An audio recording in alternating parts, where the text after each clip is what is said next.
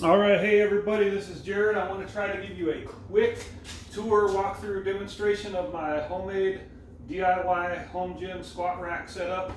I've got a longer video where I explain everything about it, and then a whole series of videos when I built it. But I hate watching long videos myself, so I'm trying to make it quick.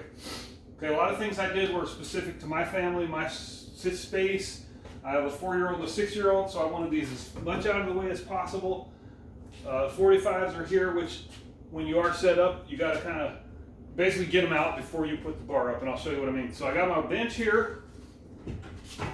It's on wheels, so this isn't holding it up, it's just holding it against the wall. It is resting on the ground when it's back there. And really all it took was one of these, and I just hammered it up. It was more shaped like this before. Okay, the 45s are here. This is a dowel into a 2x4. I've got little hooks here. Well, I better get the bar down first. That's on little ladder hooks that are rated for 50 pounds each. So obviously that'll hold a 45-pound bar. These are just little barrel bolts. Like I said, these hooks here. These are on casters that do lock. I know you can't see that right now, but it's down here. You can step on it, actually. I don't have to reach down. They're not locked now, but just roll them out and lock them. Okay, so I've got these dowels up here, and down there. Again, that's so when we pull the car in, my 4-year-old can still get out of his car seat and everything's pretty flat against the wall. I can squat here, my wife here. I can bench with this, and my wife can bench with this. Like I said, go for the longer video if you want to know about every little detail in here, and the series of videos of how I made it. That's it. I'll show you a couple things up closer because I know you couldn't see them. Like I said, there's the caster.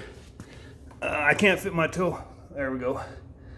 I can't fit my toe under it to unlock it, but there you go. The bar's on it, sorry. Okay, I know you couldn't see that, I'm sorry. There it is. Okay, there's one on the other side. Those aren't necessarily necessary, but I wanted them. I've got a little notch up here, and here, and I can actually rest the bar there. Do pull-ups, and I even have like a TRX type thing. It's a different brand, but it's like I think it's called RIP 60. I actually got it at a Goodwill store for $2.50. So I can put the bar right up there. Let's see if I can show you that real quick.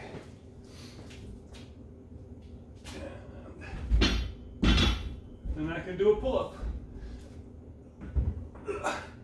At least one.